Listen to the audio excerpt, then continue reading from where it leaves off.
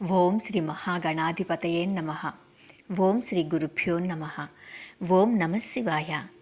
ఓం నమో నారాయణాయ. మాఘపురాణంలో 6వ రోజు 6వ అధ్యాయం సుశీల చరిత్ర గురించి తెలుసుకుందాం. భోగాపురమను నగరంలో సదాచారుడు దైవభక్తుడకు ఒక బ్రాహ్మణోత్తముడు నివసిస్తూ ఉన్నాడు. అతనికి అందాల భరిణి వంటి ఒక కుమార్తె గలడు. ఆ కన్య పేరు సుశీల.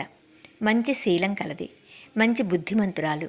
చిన్నతనం నుండి దైవభక్తి కలదై ఎల్లప్పుడూ ఏదో ఒక వ్రతాన్ని స్వీకరిస్తూ పురాణ పఠనందే మనస్సు నిలిపి కాలం గడుపుతూ యుక్త వయస్కురాలై పున్నమచంద్రుని బోలు మోము కలదై ఉండెను. ఆమె గుణములు తెలుసుకొని ఆమె వద్ద అన్ని లక్షణములు ఉండుట వల్ల మృగశృంగుడు సుశీలనే పెళ్లి ఆడదలుచుకున్నాడు. ఒకనాడు సుశీల తన ఇద్దరి స్నేహితురాండ్రతో కలిసి కావేరీ నదికి స్నానానికి బయలుదేరి వెళ్ళింది.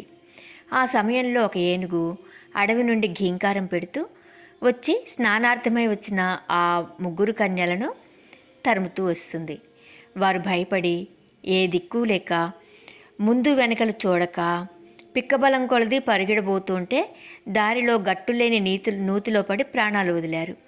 ఆ సంగతి వారి తల్లిదండ్రులకు తెలిసి వచ్చి చూసేసరికి ముగ్గురు చనిపోయి ఉన్నారు. ఆ వార్త మృగశృంగునకు తెలియచే అతడును వచ్చి ఆ ముగ్గురి మృతదేహాలను చూశాడు. ఎక్కడ లేని దుఃఖము కలిగింది. వారిని ఎట్లయినా బ్రతికించాలి అని సంకల్పించి వారి తల్లిదండ్రులతో తమ బిడ్డల మృతదేహాల్ని కాపాడుతూ ఉండమని చెప్పి తాను సమీపంలో ఉన్న కావేరీ నదిలో రొమ్ము వరకు దిగి ధ్యానం చేస్తూ ఉన్నాడు. అంతలో అడవి అంతా గర్జించుకుంటూ తిరిగి ఆ ఏనుగు నీటిలో దిగి తపస్సు చేస్తున్న మృగశృంగుని వద్దకు వచ్చింది. అయినా కూడా మృగశృంగుడు చలించలేదు. నిర్భయంగా ధ్యానిస్తూనే ఉన్నాడు. ఏనుగు కూడా మృగశృంగునికి ఎదురుగా నిలబడి దీక్షగా చూడసాగింది. అట్లా కొంచెంసేపు నిలబడి తటాలున తన తొండంతో మృగశృంగుని పట్టుకొని తన వీపుపైకి ఎక్కించుకుంది. అయినా కూడా ఆ బ్రాహ్మణ కుమారుడు భయపడక ఇదంతా కూడా శుభసూచకమని తలచాడు.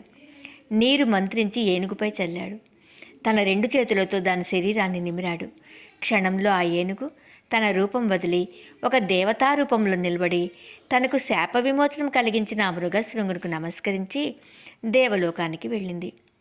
విన్నావా దిలీప మహారాజా, మాఘస్నాన ఫలం వలన ఏనుగునకు శాప విమోచనమై ఎట్లా నిజరూపం వచ్చిందో మిగిలిన వృత్తాంతం కూడా శ్రద్ధగా ఆలకింపుడు అని చెప్తాడు.